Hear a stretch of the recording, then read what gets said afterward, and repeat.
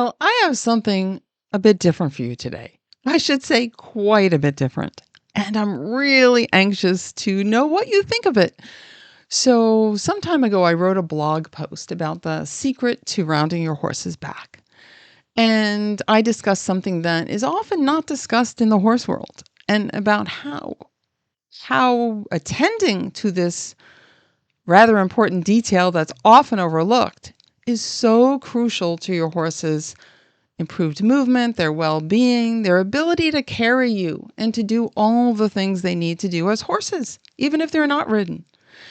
And so what I have for you today is a couple of individuals discussing that blog post. But here's the thing. They're not real people.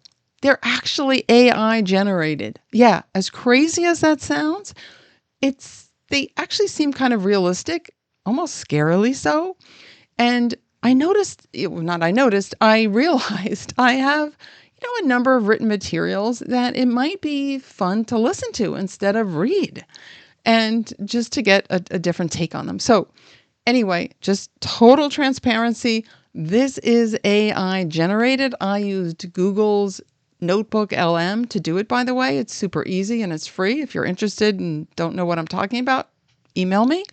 But in any case, I'd love to hear from you. Let me know what you think of this. It's only a few minutes long. And what people have told me already when I've released some of this stuff to say with my dog audience about my dog stuff, they loved it.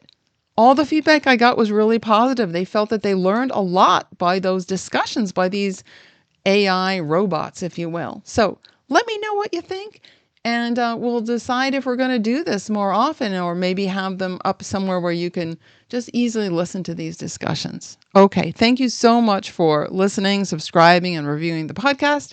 Yeah, and please let me know what you think. Thanks so much. Talk to you soon. The discussion follows right now. Enjoy. You know how we're always striving to unlock our horse's full potential with collection? Absolutely. Well, get this. We've been diving deep into the secret to rounding your horse's back. Okay, yeah. And let me tell you, there's this whole fascinating piece of the puzzle that I bet you wouldn't expect. It's all about the rib cage. Interesting. The rib cage. Yeah.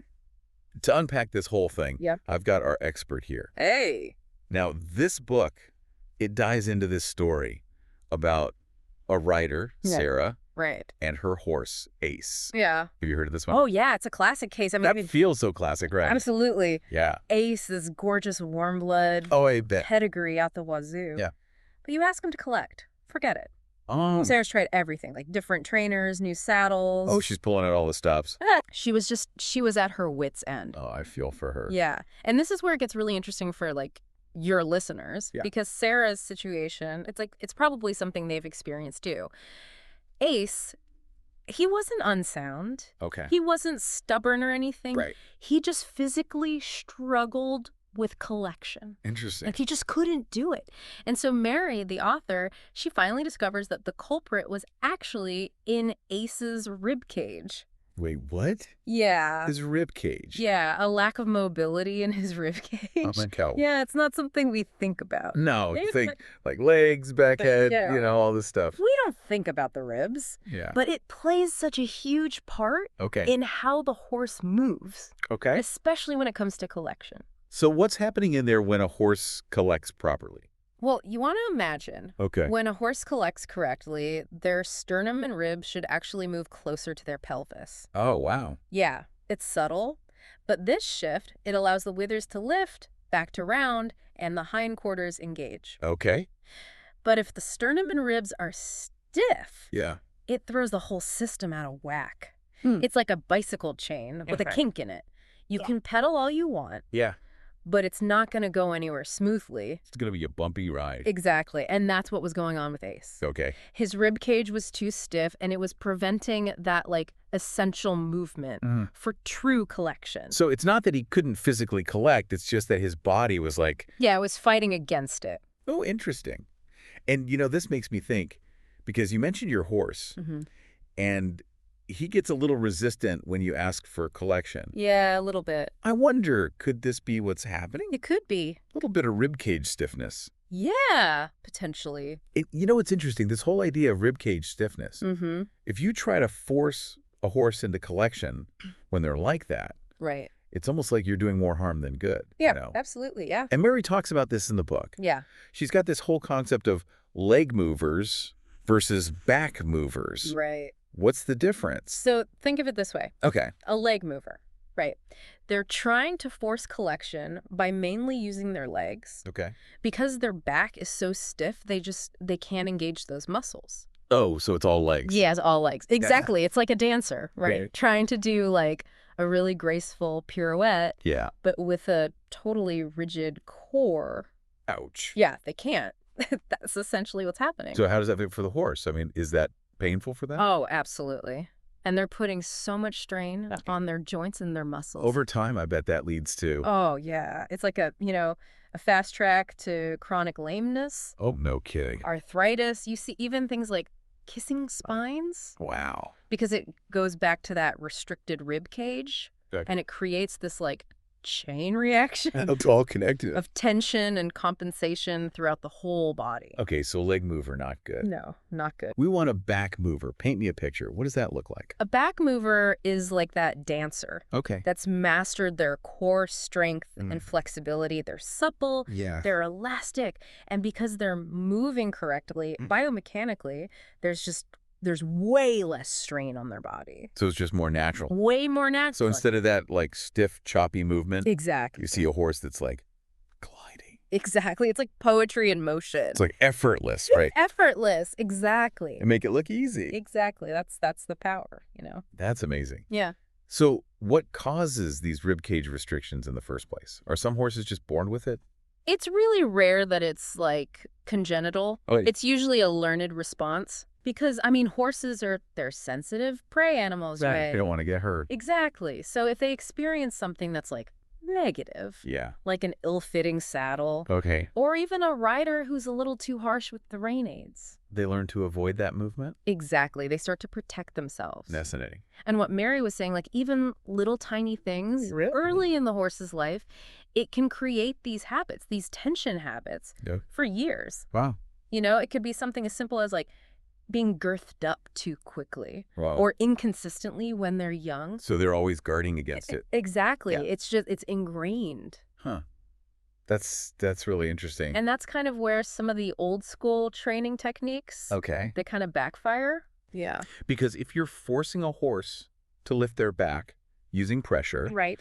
it might look like collection on the outside, Okay. but it's not true collection. Right. Because it's all coming from a place of tension and avoidance. It's like fake collection. Exactly. And that's what's so great about Mary's approach. Okay. It's not about forcing the horse into this shape. Right. It's about like helping the horse rediscover how to move well Yes. from the inside out. Okay, I'm so curious about this. How does Mary actually go about retraining a horse to embrace collection? Like, where do you even start? Well, Mary's method is really interesting. It's all about gentle, hands-on exploration. Okay.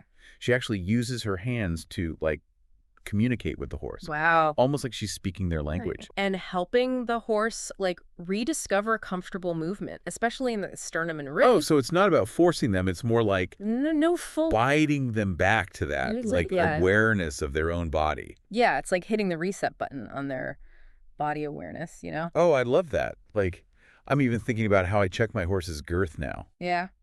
Am I do that too fast? Yeah. I love this whole idea of working with them. Exactly. Working with them, not against them. And what's really important? Mary really emphasizes this.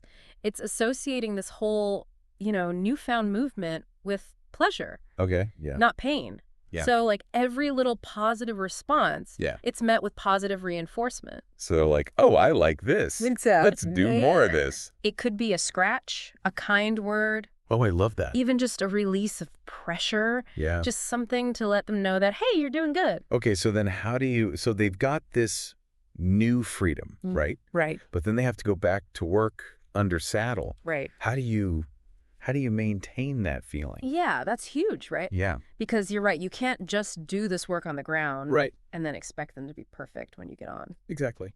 So Mary She starts to reintroduce tack Okay. and rider cues, but she does it gradually Okay. in a way that still preserves like that freedom that they've discovered, Yeah. you know?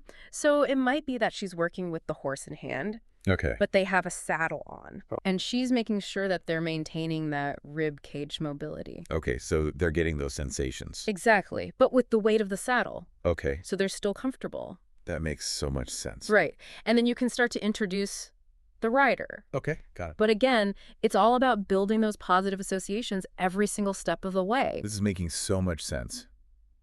But it sounds like this takes a lot of patience. Oh, absolutely. Like, Tons of patience, because it's not a quick fix, you know?